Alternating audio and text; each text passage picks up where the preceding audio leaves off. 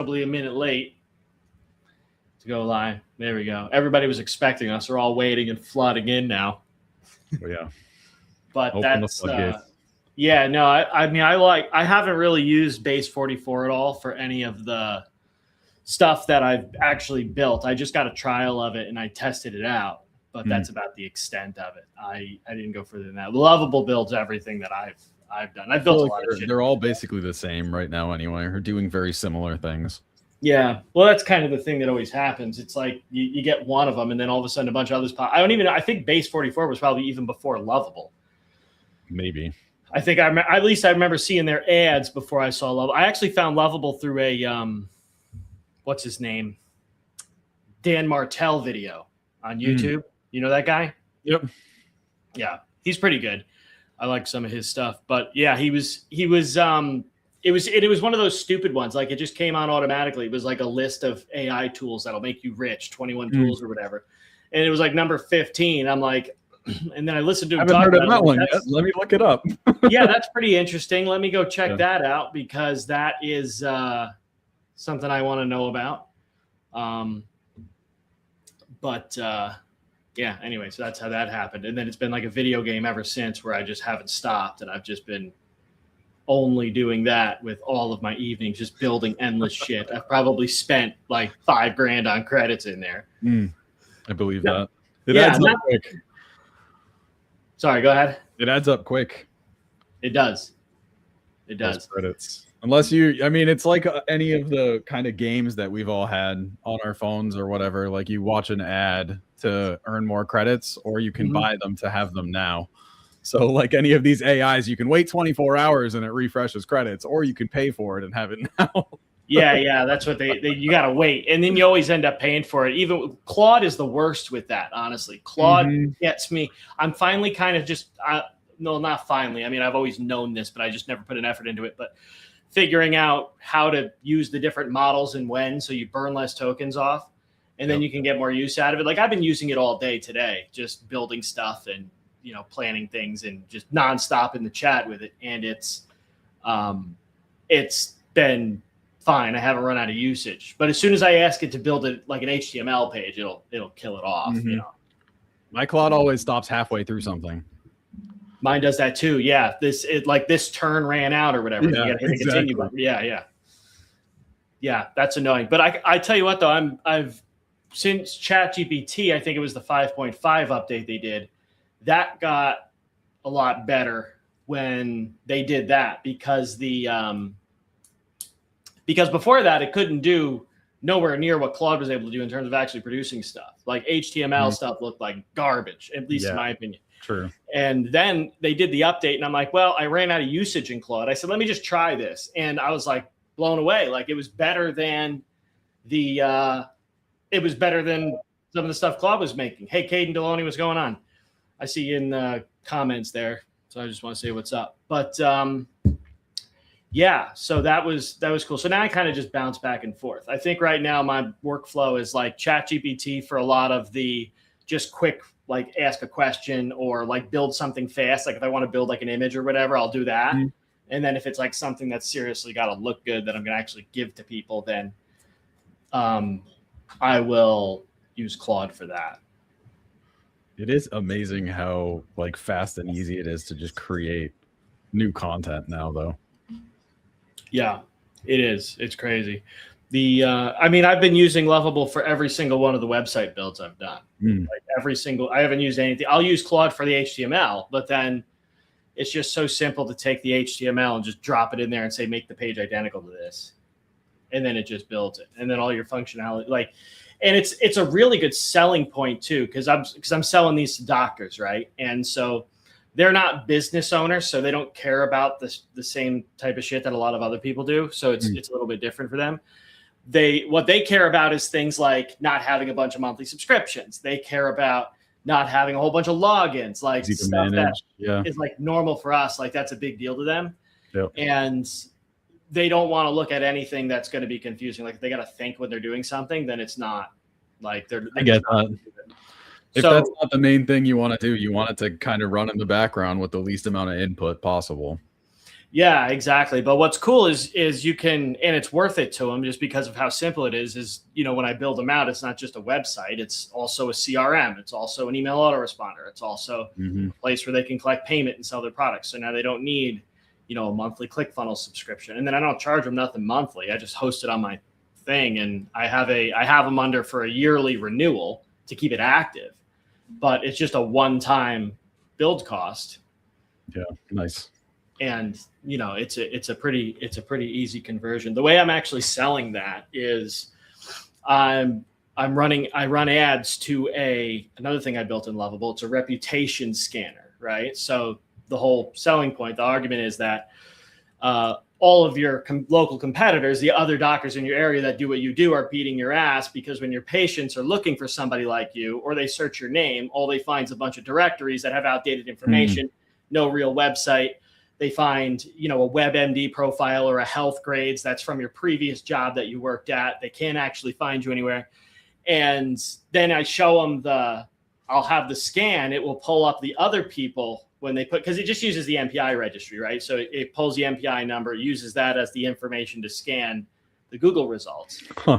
And then it delivers a report to them, and in their email, but also right on the screen. And this is just set up like a sales funnel, right? So they click the link, enter their basic information. I'll ask them for the NPI number, and if they know it, they can put it in. It's optional though, otherwise it'll find it. And then it'll deliver the information. It gives a confidence score on the rating that it gives them, and it scales them on 1 to 100 on how their visibility and their reputation is when patients look them up. So it creates this awareness of a problem that they weren't really thinking about, but this is what your patients are seeing when they look you up, right? These people need to trust you with their health, right? And I think that's a great combination too, that SEO and ORM. Yeah. Help people find you and make sure what they find is what makes you look good. Absolutely. Yeah, for sure. So, because the other piece to it is that, and I just lost my train of thought. There was another side I was going to tell you about that I just lost it. But basically what happens is a lot of the sales, I don't even have to get on the phone with them. I just close them over email. And I just basically tell them I have a very simple offer page. I'm like, look, here's what it is. I got 2 different packages, right? It just depends on how big of a build out they want. And I have some design templates they can choose from. And then the promise is that, hey, you're going to be able to manage all this. We're going to get you showing up on Google when people type your name in. So it's not even any kind of ridiculous stuff. We're not going to rank you for a bunch of keywords or get you this much search traffic. It's when people type in your name, this is what they're going to find. And then I also wire it up so that way it'll, go right to where people can leave a Google review. We set it up so there's a page with a QR code on it so they can have their patients scan it to go look at a shop page or whatever. Cool. Because some of them even use affiliate links to recommend over-the-counter stuff because it's extra money. And then they know that they're getting the right stuff. So that's a pretty good benefit too. So yeah, they're really receptive to it once you get that problem in front of them and they can see it. Yeah, you're selling them time. Yeah, basically. Yeah, time and reputation, status. Yep. Because that's the most important. That's the most important thing. That other thing I was going to say before. The other thing I use when I talk to them that works really, really well is, and this is an actual statistic from a study that I had found when I was doing some market research, which was that a poor reputation online or poor visibility, when it comes to doctors specifically, poor visibility will override a referral from another doctor 4 out of 5 times. Wow. So yeah, so you could have your doctor saying, go see this person. And if they're still going to look you up, and if it doesn't look good, they're not, they're going to bounce. They're going to go find the guy with better reviews. Interesting. Right. And so it's just another, and then you can it's a nice argument because you can always back it up because I just pull the article up. The study. Yeah. They love their studies. They love their credible sources finding information, but got to be validated. Yeah. But anyways, so one thing that we were talking about, going to talk about here was that we both kind of hate making content, right? It sucks. I don't like making videos. You don't like making videos. I do it because I have to. Yeah. But obviously, There's plenty of ways to get traffic, right? I'm launching this offer right now, and I've gotten every single sale, not as a result of making videos. So like, what's your kind of like go-to for that? Like, what's your number one? Like, if you're like, I got to get sales today, like I got to sell this offer right now. Like, what do you kind of go to for that? My default has always just been conversations. Yeah. I just got to talk to people. So it could be outreach. It could be like a network, reaching out to people in my network and asking for introductions or something like that. It could even be some type of in-person event. There's a lot of like, even if you can go be a guest at like a Chamber of Commerce or BNI or any of those types of in-person events, those are still way easier to sell at than trying to make noise in the crowd of online content. And it's funny because this is something that I actually learned from a mentor, that strategy back in like 2017. The Chamber of Commerce strategy, really? Go into those, just like the business meetings, because that's if you're selling marketing or you're doing business coaching or you have things for entrepreneurs, that's your audience right there. Yeah. It's a room full of them already.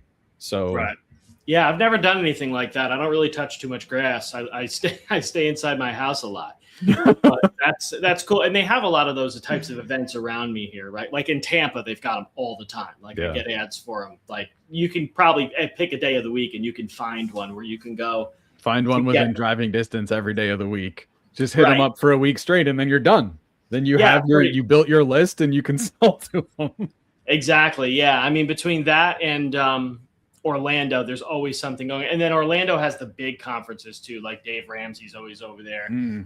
Some of the bigger names go in there. One of the things that really works for me has been working for me really well. I don't know if you've been watching all the stuff I've been just slaughtering my Facebook page with, but I mean, it's so. I've seen a lot of it, but yeah, I mean, the leverage is so much higher in my opinion. I mean, at least for somebody like now, if I was somebody that was, I posted a reel and I get 10, 15, 20,000 views every time, just a given, and, a flop was 5,000 views, then, it would be a little bit different, but can take into consideration, I don't like making reels, but I still want to make money and get sales. Yeah. And I can just go Facebook still rewards reels. That's really the only way to reach new people. Yeah. But I tell you what, I've been gaining followers pretty consistently just because I just sit there, basically the whole process. I just sit there with a document. I don't even really use AI. I write my initial ones and then I'll pop it in to see if it gives me any more ideas. I've actually got a document that I use. It's a 67 content writing prompts. I don't even remember where I got it, but it's like you just read them and you get ideas that gets the brain juices flowing. Those are perfect. Yeah. So I just read those. It gives me ideas. And, I've done enough, copywriting and stuff. You could write stuff out pretty simply. And I'll make, 30 posts in an hour, just type them out or dictate them and then clean them up. And then I just schedule them all on Facebook. Like everything that went out today, which I think was like 25 different written posts. I've been averaging close to like 15,000 impressions a day, getting engagement, some very little, but there's always a few in the bunch that pop off really good. And it's getting quite a bit of impressions. And then surprisingly enough, the posts where I'm actually just straight up pitching something, mainly this workshop I got coming up this weekend, obviously promoting that. Yeah. Buy your tickets. What's going on? I'm pitching that, right? And the posts where I'm just straight up pitching that, just selling it, those are the ones that get the most engagement, except for like one where it's just like, it's an easy answer. You know what I mean? It's like, would you rather have $5,000 or 20 hours of free time? You know what I mean? $5,000 a week or extra 20 hours a week. It's easy to answer. Somebody's going to pick one or the other, Yeah. Those get a lot of engagement just because. Which do you notice people usually choose? Is it time or money? It's pretty even actually. Cause I did the same. I used the same exact thing as a poll in my story on Instagram and Facebook. And it was pretty much even. It was even. And obviously that's just a lead generation strategy, right? Because if they say, if they're going to answer it and say that, I want the 20 hours or I want the 5,000, then obviously that's a opener that you can use, right? It's like, hey, normally the 10 grand isn't because you're greedy, it's because you need relief. Am I pretty accurate? Type of thing. And it just starts the conversation, And so that's a pretty cool strategy too, where you don't have to make videos. You just take some image from your camera roll, you throw that into the story feed with a poll on it, and now you've got leads coming in, right? So it's like, the amount of times, this is the stuff I wish people would talk about more, because everybody's so obsessed with the reels and stuff. They think the only way you can actually get results, build an audience, whatever, is with reels. But yeah, I avoid not true. I do 99% written content. Yeah, that's probably where I'm at now. I'm doing more. Obviously, we're doing a live right now. Live is easier too. I'd much prefer to do. If I'm going to get on video on camera, I'd rather just do a live. Yeah, none of this editing bullshit. Yeah, because you got to sit there and think of a hook, and it's like you're going to spend an hour making a reel, and it's going to get 300 views, and nobody's going to engage with it, right? And or at least that's the potential. Ideally, that doesn't happen, but that's what's going to happen for a lot of them when you're just starting off with it, or you just don't like it, so you don't put the effort into getting extremely good at it. Becomes throwaway content. Yeah, versus spending the same amount of time making 30 written posts and getting 15,000 impressions and a bunch of engagement and leads. You know what I mean? Like people messaging you because you pitched them on your Facebook page and they want to buy your shit. You know what I mean? Like it just doesn't make sense. I mean, it does, but I think a lot of it is just the kind of no nonsense approach, because everything else is turning into just white noise now. Yeah. With all the AI generated things that all sound the same. You put out something that sounds human or that is a human request, people resonate with it. Yeah. Yeah, they definitely. I mean, you can tell the difference. It's become very, very sloppy with the AI stuff, which gives us an advantage, I think, as somebody, if you can actually write an original thought that doesn't sound like AI, that gives you a huge advantage. Like people are going to just listen. Even the images now, if you're using images as opposed to just written with no image, the image helps a little bit. But I do find it's better when I use an image of myself. Yep. Versus, even if I did use AI to put some kind of vignette and a text on it, right? A picture of myself does way better than something that's straight up just AI. Yep. I've noticed that too. Even if I try to throw something together in Canva, it can look like shit, but it'll still do better than AI generated image, like just entirely AI generated. Yeah. And that's still something like I'll use it, ChatGPT or Claude or any of them to like generate images that I will sometimes move into Canva and use in something else. But yeah, I don't know if it's a formatting thing or what. Yeah, I haven't really touched Canva in quite a long time, just because not that it's difficult to use or anything. It's always boils down to the time. You know what I mean? The only reason why I used it is because I realized I was still paying for it. Yeah, I'm still paying for it too.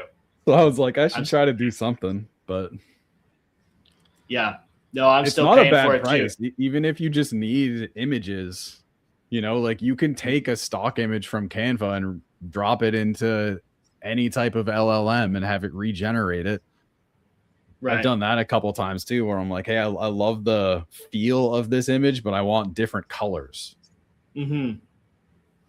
Yeah. I mean, even just, doing that, I mean, you definitely could do that, but also just taking carousels you just found on social media that like, wow, hey, this looks good. I like the design of this. And then you drop it in and you just have it make it original to you. Yeah. What's the words you want to put on, put your own picture in the background. Like it just makes it so easy. I don't think that any of the customer facing like things that people talk about doing, like, hey, I built a fully automated lead gen system. Like, no, you didn't. You're just fucking selling one to a bunch of other people. It's like, or they have, I have a fully automated AI content creation system. It's like, yeah, and all your content sucks. It doesn't, it doesn't get any results, right? Because I went down that rabbit hole. I went in there trying to figure out, all right, how can I just be a lazy piece of shit and still publish a lot of stuff? And it's just, the answer, it's still not there, right? It's easy to believe that it is and think that there's something that you're missing, but people will sell you the dream that it's there, but it's not. Yeah. Yeah. Getting better. It's closer, but still not there. No, definitely not. Definitely not. It's always going to be. I don't think we're ever really going to get there either. Even with this HeyGen and the AI avatars, the ones that aren't real people are more believable in terms of videos. Way more believable than if you try to recreate yourself. Yeah. Doing something like anytime, like I have a Higgsfield subscription too. I don't know if you ever use Higgsfield. You ever go into that one? No. That one's pretty cool. It's like all the AIs connected into one tool. So if you want to make images or videos or cinematic or infographics, whatever you want, you can just choose the right model and it's all easily labeled so you can figure out like what's going to be the best. And you can generate really, really fast too. So I can put one prompt in with some references and then I can just hit generate, but then none of my stuff disappears. So I can switch the model and generate again, and then I can switch it and generate. And it can all be going at once. It's not like I had something like that I had bought a lifetime like subscription to a little while back, and they discontinued it. Oh, really? Yep. How long ago was that? Shut it down. That sucks. I don't even remember what it was called, but it was another one that did everything, and I think it was like they were just losing money. Yeah, you know, because even the generation credits are more expensive now too than they were years ago. What is? Any of like your credits. Credits. What do you mean credits? Your AI, if you're doing any generating credits, like it's more expensive now than it was. Yeah, well, that's the game that you gotta you really understand, because you could burn a lot of money really quick, because it's not only like you're using a little bit more, but then it's not like what I mean is it's more like the cereal box effect, right? You're not paying more for the individual credits, but everything you have it do burns more of them up faster. Yeah, they're more advanced. By the model getting more advanced, the tasks it's doing become more advanced, which requires more credits. Yeah. And that's how they get you real good. But it's with all of the models available right now, it's still easy to kind of jump between them and make it work without paying for all of them, you know? Right. Yeah, that's definitely a strategy too, just kind of manipulating playing around with the usage. That's one of the big things ChatGPT still has going for it. I mean, that one's been like up and down. You see like all of a sudden it gets really, really bad, then it gets good again after an update, then it's really, really bad, and then it's good. So I've done a lot of bouncing around back and forth. For a while, I was using Gemini quite a lot. And now that's just I feel like it just doesn't keep up. I feel like I'm just wasting my time in there because I can go to, Claude or ChatGPT and just get a much better result. Yeah, it is interesting how they have these. I think Gemini's better with more like technical or scientific type things.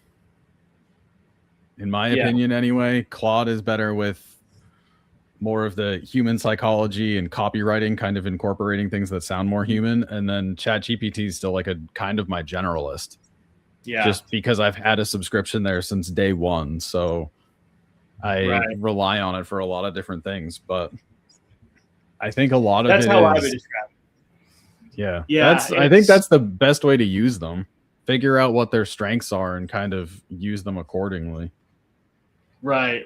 Well, Claude is what does all of my copywriting. If I'm doing any copy, it can never get it 100%, but I'm also very picky about everything that I write too. Like, yeah, me too. I never just pull it out of AI and send it. It's always, I'm always doing the last, 10%, and I'm always using some really heavy voice dictation prompt to just brain dump exactly what I want and the copy to consist of, and then also giving it references. And also I have a skill in there so it knows how I write and everything. And it never gets it right, but it gets it really close because I've got 5 years worth of stuff that I've written that I just can dump into it for reference material, and then take out. You can give it like tone, voice, and style prompts. Yeah, on that.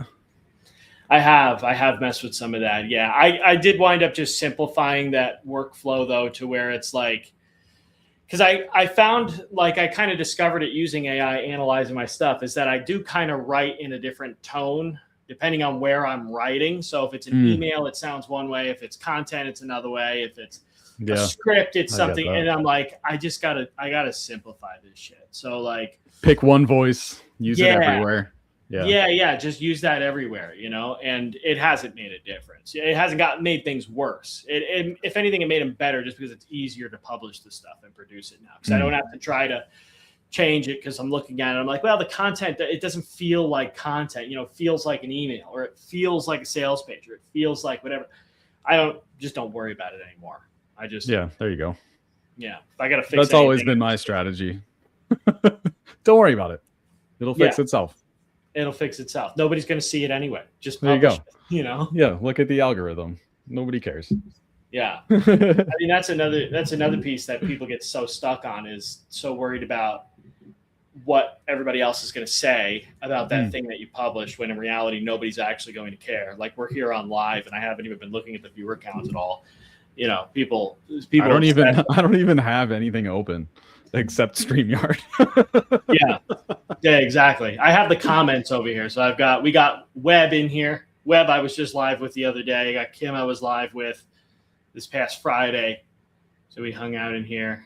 And then I don't know if Caden is still here, but Caden left a whole bunch of comments. But I mean, people get really stuck on that. Like, the amount of people, because I've been emailing a lot of past clients this past week, obviously, just manually, not even email blasting them, just manually, like grabbing the names, sending the emails out, messaging them, looking at, what we might have talked about, and from the notes from our calls, and the amount of people that it's been over a year and they haven't done anything, or because they're, afraid of something. They're afraid to doing something wrong.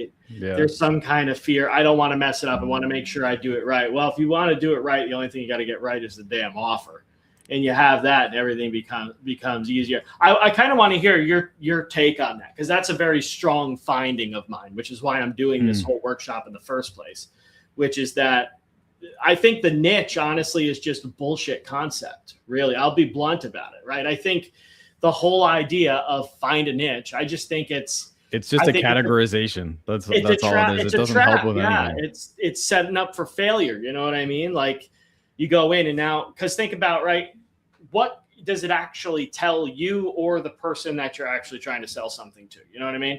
You tell them, I'm in the wealth niche, I'm in the health niche. Okay, well, what does that mean? It doesn't tell me anything, right? It always boils down to, what are you going to do for me, or what problem can you solve, or what outcome am I going to get? How is this going to benefit me by giving you any of my attention, time, or my money, right? But people get stuck on niche, right? Because they got to be in this category. So now they're looking at other creators in my niche, and it's like you just go down this rabbit hole, this spiraling rabbit hole of death, and you just never actually get anywhere. That's why people get stuck. That's my consensus anyway, and I'm open to you challenging that. But I'm not going to challenge that. I don't think a niche means anything either, and I'm more like, I've always been one of those people that kind of pushes boundaries, So even if you say pick a niche, I'm going to go somewhere between two. Right. I'm going to be a hybrid of multiple, just because I can, Yeah. So I do think it comes more down to, like you were saying, just it's the offer, it's the deliverable that people care about more than anything. Right. It's not like what category of content you're going to be creating. That doesn't mean anything. Yeah, and I even think, like, I strongly believe too that, and a lot of people say the opposite of what I'm about to say. A lot of people would disagree with me and fight with me on this, but I think it's a waste of time to build an audience before you have an offer. Personally, I do, because, and there's a specific reason, because when you have an offer that's built right, because you're targeting somebody with a specific problem, right? You're out serving people. You're telling them how you can solve a problem they have and get them a particular result. You know how to get them there. And if you're selling something, you should also be able to prove that you can do that. That's the core of my belief around that whole starting point subject. When you know that information, it's not hard to come up with shit to talk about. When you're just in the wealth niche or you're in the health niche, what are you doing? You're looking at what the other viral creators are doing. And then you get a viral video. And then you get 10,000 followers that are never going to buy shit when you finally launch it. You know what I mean? Oh, yeah. I can't tell you how many times I've had those on hot seat calls. Yeah. People that had a video go viral, their followers blew up, and they got nothing else out of it. Yeah. Or they have to change entirely. They have to shift the entire idea that they had in the beginning of their business because the one video that brought in all of the people had a certain feel to it. It was talking to a certain audience or about a specific pain or frustration. And those are the people that are now your followers. So that becomes your, like, you have to craft an offer for them almost. Yeah. I mean, on my TikTok, you remember my original TikTok profile where it had at the peak, it was like 450,000 followers. And then I haven't done anything with it. So it's been slowly losing followers every day. It's down to like 430 now. But those are probably all bots removed by TikTok though. They probably are. Right. And that's kind of the point I'm getting at, right? Which is either dead accounts or they're bots. The viral videos I got that got me there ruined that account. And so, because I've had very few videos go over 1 million. But those are the ones that are responsible for the majority of the followers. And one of them, which I posted actually a couple variations of it because I didn't realize at the time. This was back 2022, 2021, so I didn't know any better, right? I'm just starting out myself. And that was like the Wild West in TikTok land too. Yeah, it was. Yeah, and that was that bagel cutter video. You remember that bagel cutter one? Oh, yeah. That video got 25 million views, which is just unbelievable. And it made me like 40 grand, but that destroyed my account because now I couldn't post anything without if I wanted to go live, people are asking about the bagel video. And the video, it got people to buy on an impulse with the product I was promoting. It didn't actually make me memorable in any way. It didn't build a brand. It didn't build any rapport or trust or any of those things. It's not like people were thinking about, hey, what's Ryan going to post today, right? They saw that one video. They decided to do something in that moment. $40,000 worth of them decided to buy right then, which is really cool, but it wasn't duplicatable. And no matter how many variations of that video I made, didn't pop off like that again. I get like 30,000 views, 50,000, nothing substantial though. And that in combination with all the other videos that went viral that were kind of the same way where they really didn't benefit the brand, it didn't help. So if I were to look at, you got a page with 450,000 followers, you look at the true followers that you actually have, like your true follower count, like your engaged people, it's a fraction of what you actually have. And I think, and that's the case. You look at a lot of these massive creators that have a lot of followers, it's the same thing. Yeah. Right. A lot of them have a few videos that really exploded, that blew them up fast. And that's the biggest most corrupt thing because it's so easy to sell that and it's easy to get that result. Right. I can go make a video falling down my stairs right now or saying the N-word and it's going to go viral. Right. And there's going to be a bunch of people that are going to, you know what I mean? You'll get the publicity, but not for the right reasons. But right. Exactly. And so it's really easy to get viral videos. Yeah. You could go make 5 of them right now, but they're not going to do anything for you. But that's what everybody gets all obsessed with. And then the thing that actually works. It's the glamour metrics because they like saying that they got a viral video or they have a certain number of followers. Yeah. And it kind of just goes back to the original point I made before, which is you're putting all that effort into trying to eventually get that viral video. That's not going to build you a brand anyway. That's not going to make you a ton of money in the grand scheme of things. Even if it does make you, tens of thousands of dollars off one video, which is really, really cool, it's not going to be sustainable that way. And it's going to take way more effort to do that consistently than it would take to just do something like creating written posts that just consistently get views and people actually sit. And I think they're more engaged because they sit and they just read the thing, right? Yeah. They're actually consuming the content. They're not just zombified watching it play on the screen. Not mindlessly scrolling through it. Yeah. And the ones that are mindlessly scrolling are missing your content, but they're not going to be probably a good fit anyway. Right. Exactly. It's such an interesting world with all of this anyway, because I don't know if you've seen this article I was reading earlier, but I think I saw it a few months ago originally. it's almost 60% of the internet now is AI. So, really? So what does that mean exactly? So the internet was built on this assumption that there's a human being on the other side of every screen, and that's not necessarily true anymore because agentic AI bots now generate 57 point something percent of web requests. Wow. Humans are like 42%. And I think that was like March or something that I read that article. So it might even be more than that now, but it was 57% back in March was just that's crazy. Bots, AI bots. Yeah. I mean, I have a website that it was just a small blog that I kind of did as an experiment, but I did it through SiteGround. So I would get the notifications every week, like your weekly activity. Yep. I'm like, I got a few articles on this thing. I'm not getting any indication that there's actually real people looking at this, but every week I get a notification that there was between 300 and 400 visitors on the site. I'm like, it just doesn't make any sense, right? So I believe that they're all likely bots. There's no real people actually coming across your stuff. So it makes you wonder how that can screw up conversion rates and things too, though, because it'll make you think that your content sucks. If you're getting 300 hits and no conversions, but if they're not real eyes looking at them, maybe they will never convert, Yeah.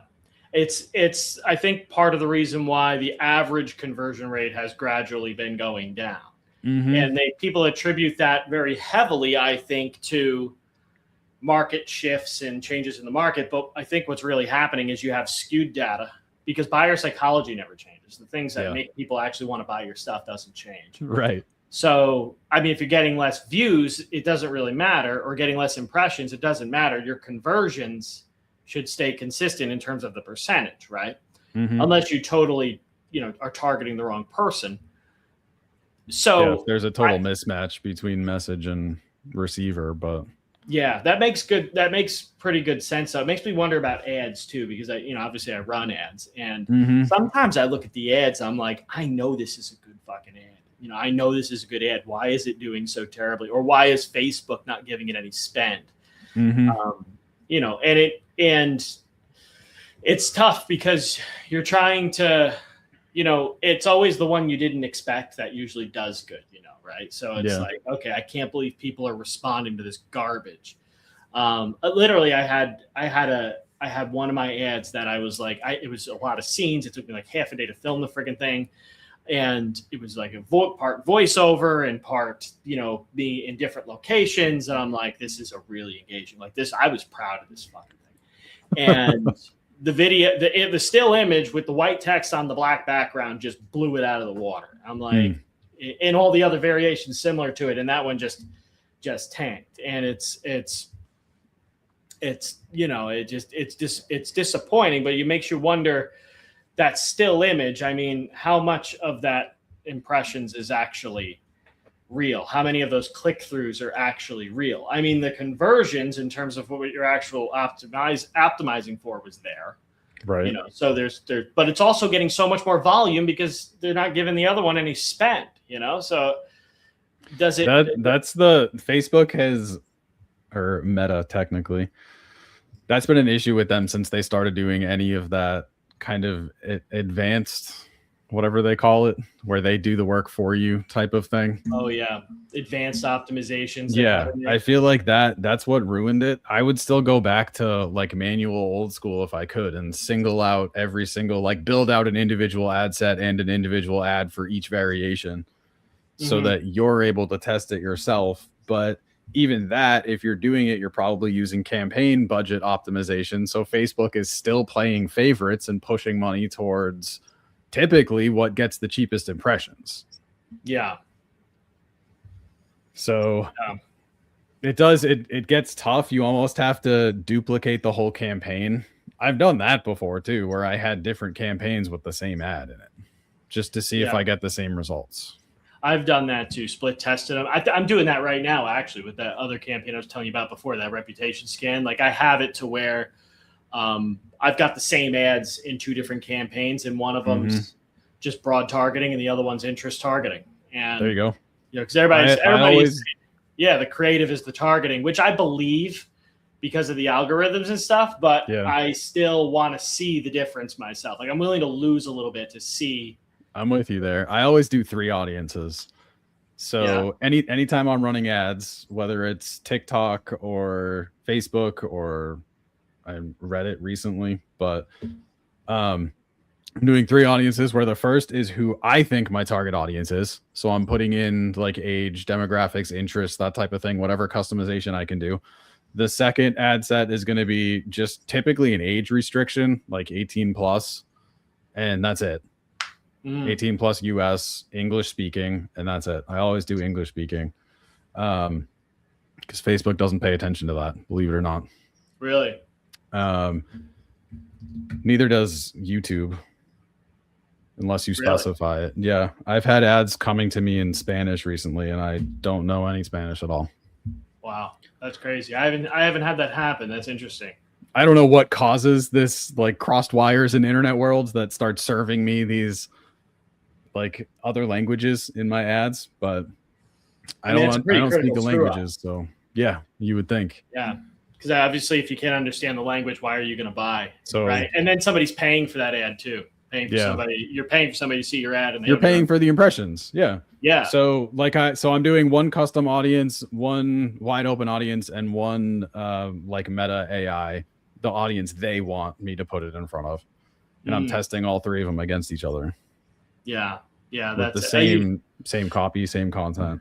Yeah. So mine's not quite, it's similar to that, but I've got it set up to where, I've got specific, I'm targeting, because it's in the medical space. So I'm targeting the very specific titles. Mm-hmm. So chiropractor, nurse practitioner, and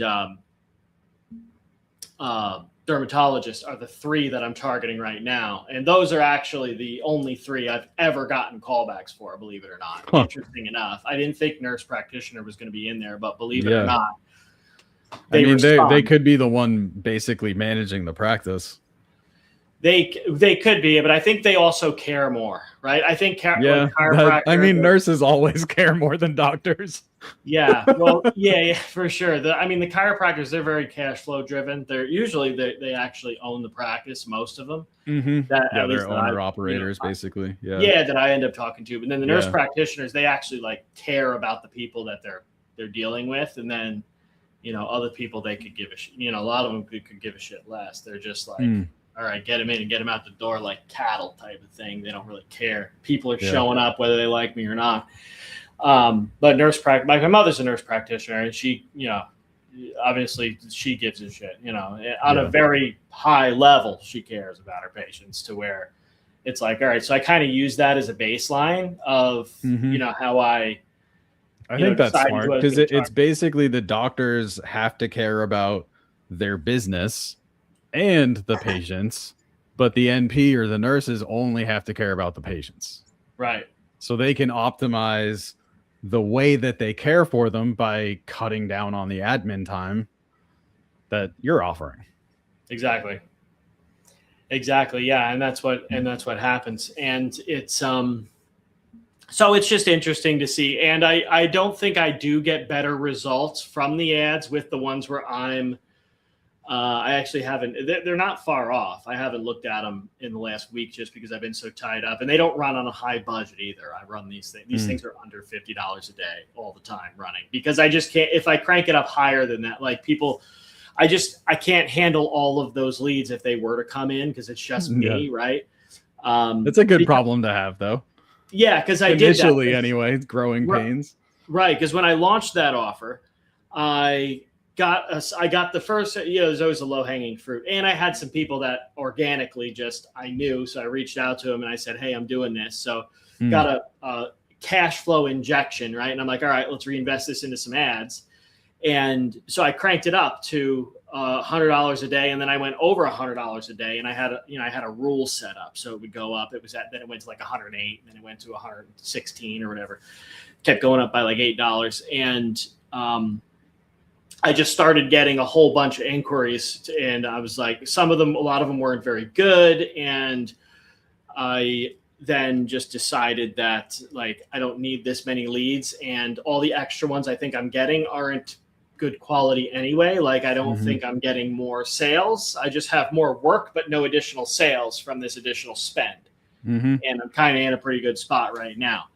And so it runs really, really, a really low budget. And it just, it does what it needs to do. Yeah. And the metrics, I'm not gonna stand here and say the metrics on it are really fantastic. Like, my ads aren't phenomenal. They're not really, really good. They're not, they don't, but the offer is expensive enough that it doesn't not make sense. I can absorb it. So, and I don't have a team of people. I don't have payroll that I'm trying to make or anything. It's just literally myself. So no high software costs. Yeah, so no overhead. Yeah. It gives you a lot of room to screw it up. You know what I mean? And so that's kind of relieving. It's a good way to look at it. Yeah. Very forgiving. Yeah. High ticket is very forgiving. It is. Yeah. It's extremely forgiving. But I also get, believe it or not, I don't know if you've ever heard of that tool, Gojiberry. Have I told you about that? I've eaten them, but I haven't used the tool. Oh, I didn't even know a Gojiberry was like a real berry, but there's a tool called Goji is the berry. Yeah, that's how it's spelled, Gojiberry. Yeah, it's a real fruit. Yeah, so it's like, you can check it out. It's gojiberry.com or .ai or something. I'm gonna look for that. And it's a LinkedIn outreach tool, but it's a fully automated LinkedIn outreach tool. So what it does is it uses AI. You put in your target audience and you put in your offer information. That's why you got to have the offer.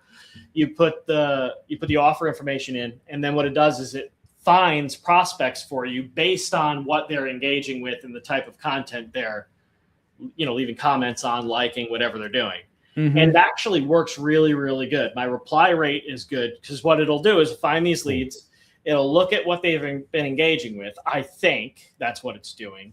And then it'll use AI to create a message. I can set some rules and instructions and stuff up for it, but you create a little workflow, almost like an instant lead campaign.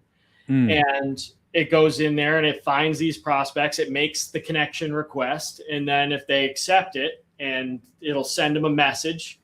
And then it'll wait a couple days, send them another one if they don't respond. If they do respond, it automatically knocks them out of the workflow, so you can then take it over manually. And that works really, really good too. That's actually better than the ads, believe it or not. And I'm not. It's more personalized outreach. Basically, outreach is always going to be easier because it's more direct.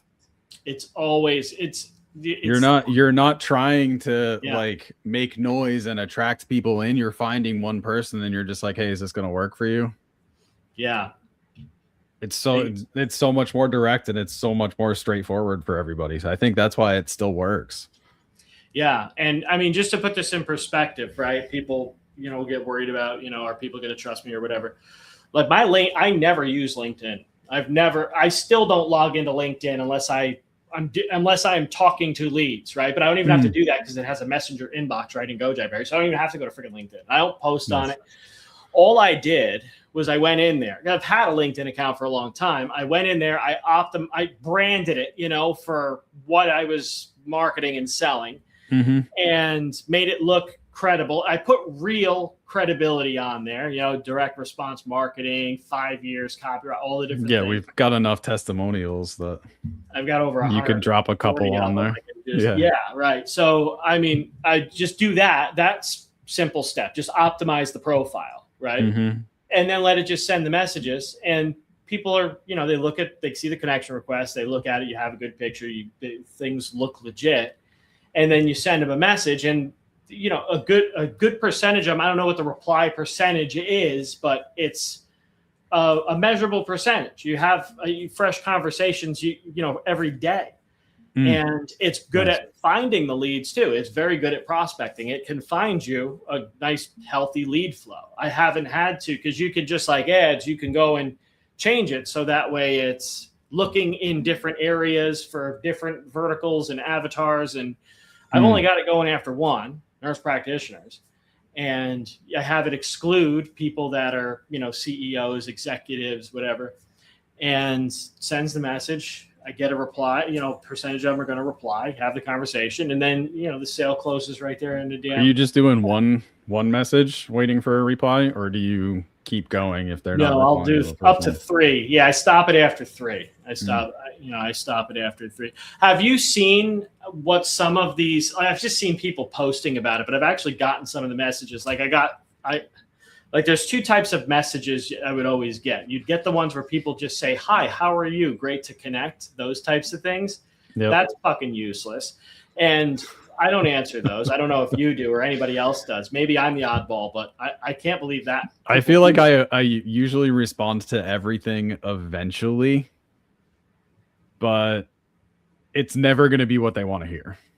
Yeah. If it's an opening like that, then my response is not going to be what they are looking for usually. Yeah. Like I had a guy just the other day reaching out to me, and this is why I've talked about optimizing the profile so important. It was on Facebook. He's reaching out to me, talking all this talk like he's got this big track record and he's got all this credibility, but you go to his Facebook profile and it's these really crappy looking AI image posts with obviously copy and paste from ChatGPT text and no engagement and hardly any followers. There's literally no likes or comments in any of the posts. And he's selling you social media management or something.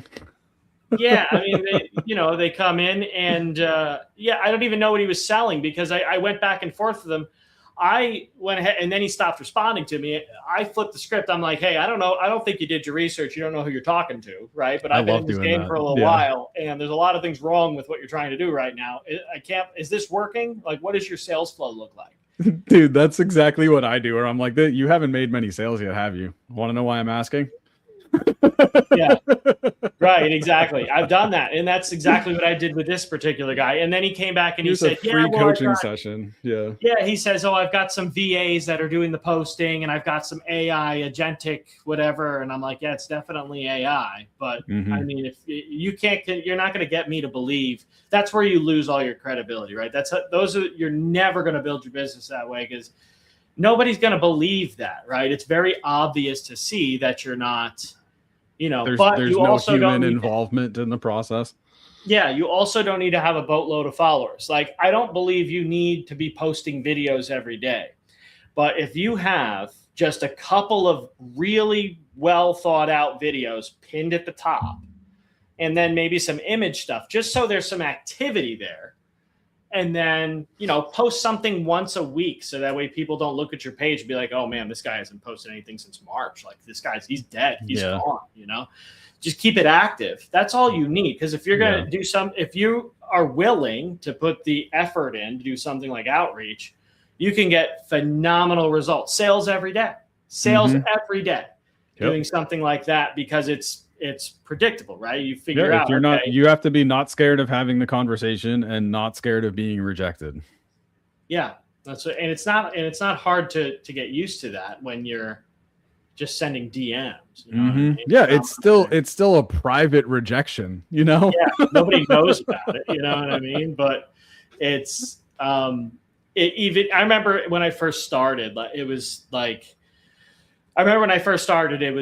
very it was kind of like disappointing when somebody would say they're not interested, they're going to pass. It's like whatever. And now it's kind of the opposite. Now when somebody, you get a lot more sales, and that you're going to have people that don't respond, and then you end up high on the sales that you get.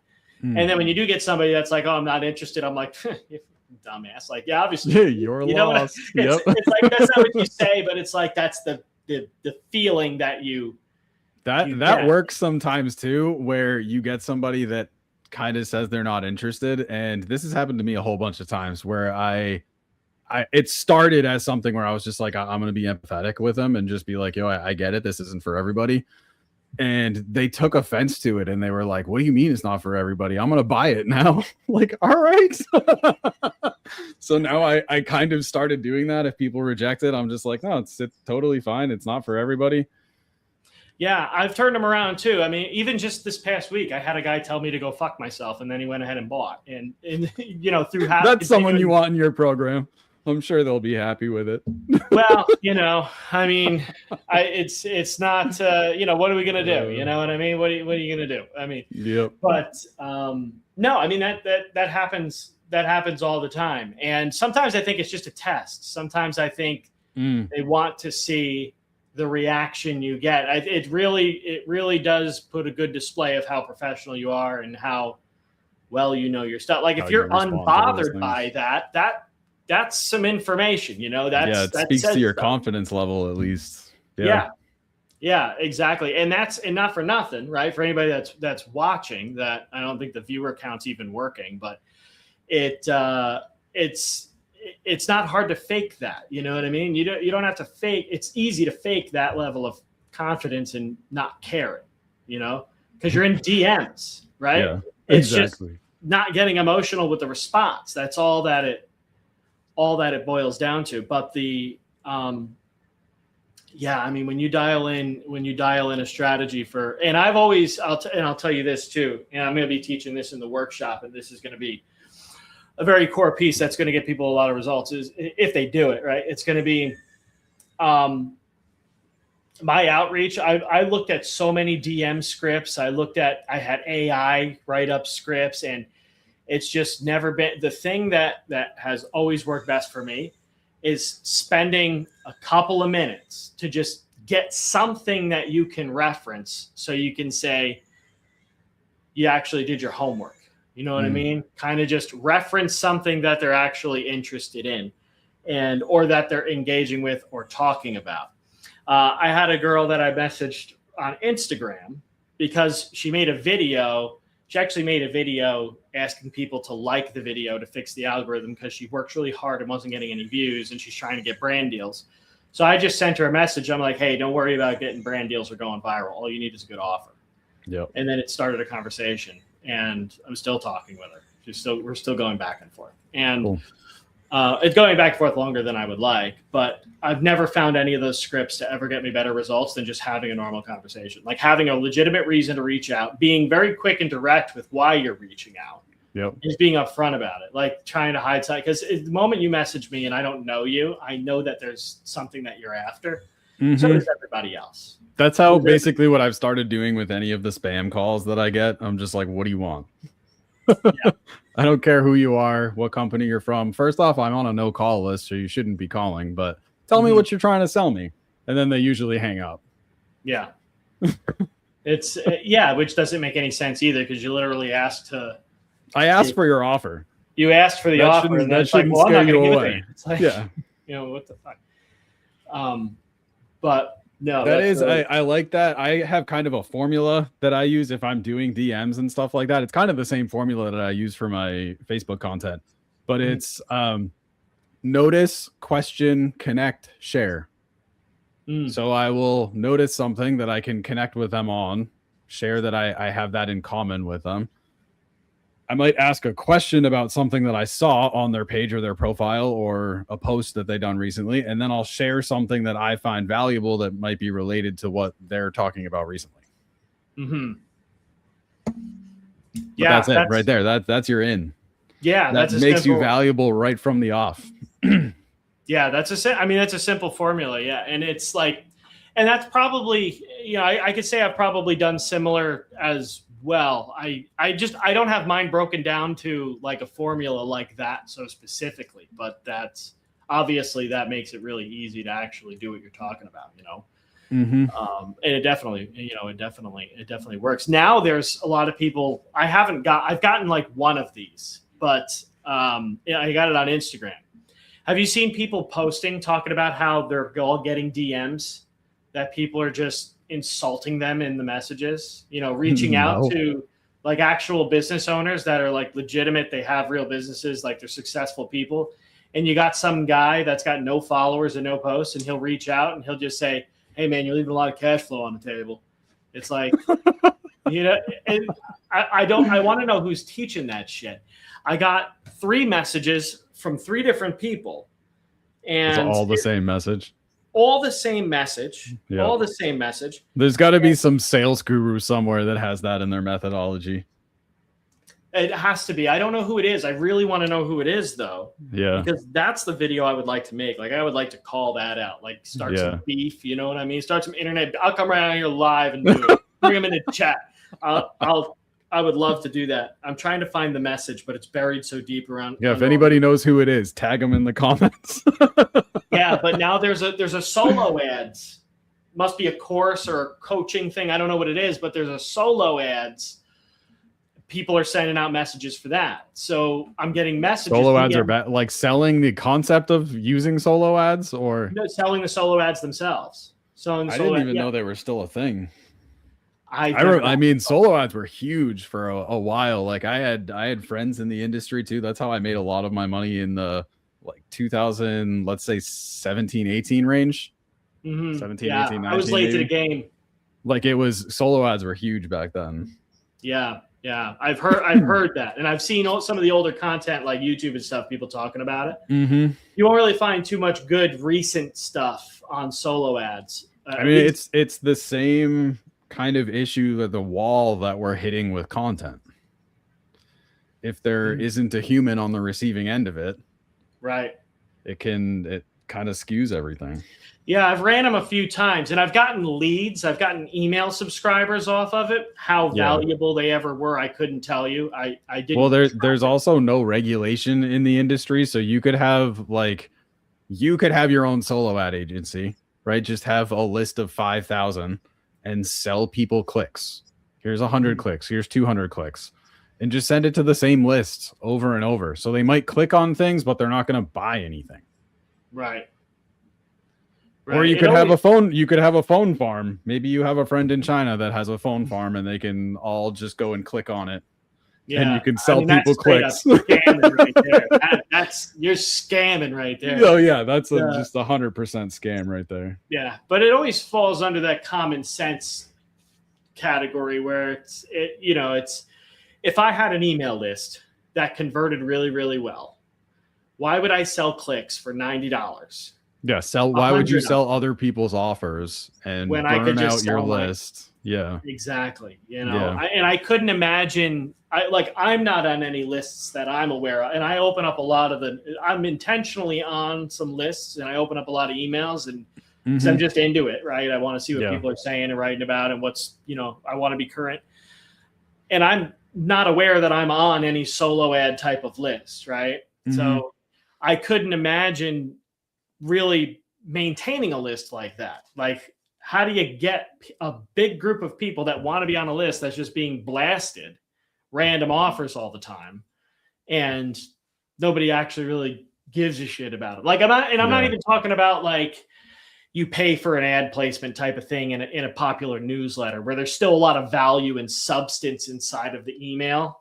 And there's a lot of other places you can go where it's like valuable. It's like, I don't mind seeing like an inline ad, and I would actually do that. I haven't done that. I want to try that. I think that would get probably pretty good results. Honestly. Anytime you can utilize somebody else's warm market, do it. Yeah, borrowed authority for sure. Yep. I mean, it's definitely. I mean, I have affiliates promoting my stuff, and that's an excellent source of. Because there's nothing better than having somebody else who actually can edify you and give you credibility to their audience that trusts them. Right. And then, that's such an easy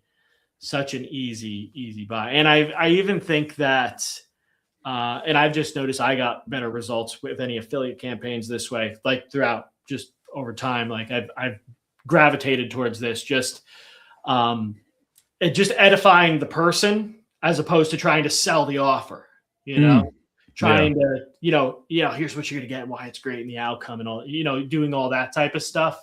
I found just doesn't work as good as edifying the offer, but it's like just saying like, hey man, Ryan's doing this workshop and it's going to be incredible. And he's taught me a lot of shit, like that type of thing, Yeah. This is the guy you want to take a workshop from. Yeah, a totally informal, just edification. Yeah, right? The same way you'd recommend your barber or you'd recommend a mechanic or whatever. At least in terms of email and outreach for affiliate marketing. Yeah, I mean I definitely resonate with that. I've been emailing my list about your workshop, and that's kind of the strategy I've used. Yeah. For sure. I mean, and it works, right? Because, you're making money. not making money. People are going to get good results going to a killer workshop. So that's everybody wins. Exactly. Win, win, win. For sure. Well, what do you think we get the hell out of here, man? We've been live for like an hour and a half. My viewer count thing just disappeared, so I don't know if anybody or how many people might be here. But for anybody that is looking to make some extra money and you have no idea what to sell, I've noticed this problem plaguing the majority of people that have taken some kind of course to try to learn how to make money is they all got stuck, and the problem seems to be that they have the wrong offer. And I've got quite a few clients very recently that the reason I'm doing this is because they have spent years trying to get results and weren't having success getting results. And then we fixed the offer and all of a sudden they got results. And the big problem was that they're trying to usually sell something that they don't have any proof for because nobody told them how to make an offer. They told them to find a niche and kind of glossed over it. So they found the closest high ticket affiliate program or bought a course they didn't take so they could resell it. But now you got somebody who wants to make money, and that's why they bought the thing, trying to sell that thing to other people so they can make money. But meanwhile, they never got the results, but you're trying to prove to the other person that they can get the results so you can get the sale. It just doesn't work, right? It's just, it just doesn't work. And so when you change up the offer, your results tend to get a hell of a lot better. And that's basically what I did with these individuals, one of which is in the chat right now. She's been making money this week, and it just works. It just seems to be the thing that everybody got trapped in, and we're going to fix it this weekend. I'm going to break down that whole process and talk about how to actually make an offer so good people can't say no to it. So, which I've done many, many a times over. And so if you want to help Drew out too, go to ryanhalbert.com/Drew when you register. Don't go to just my website. Go to Drew's ryanhalbert.com/Drew because that'll help him out. And I would rather you help him out because that's how I compensate him for going live with me for an hour and 6 minutes. It's always got to be at least an hour when we two of us connect. Yeah. And every time we get on the phone, it's probably gonna be another hour after we end the stream. If you had like if there was like a final message, like if the asteroid was gonna hit the Earth tomorrow and neither of us were gonna be here, like what would you say? What would be like the farewell to the world? Farewell to the world. I probably wouldn't say anything. Honestly, if it were a farewell to the world, I would just turn and walk away. I don't know. I don't have anything to say. There you go. I like that approach. I think that makes a lot of sense. I might start using that, by the way. I might start. That's a fully acceptable answer instead of just, I've got some philosophical thing to say. No, I ain't got nothing. Yeah, it's not going to mean anything to you in a couple minutes. So go figure it out yourself. Yep. We're all going to forget anyway. Yeah, you're right. You're probably right. All right. I'm not going to waste my breath. For sure. All right, man, I'm going to hit this end stream button, and we are going to go off the air right now.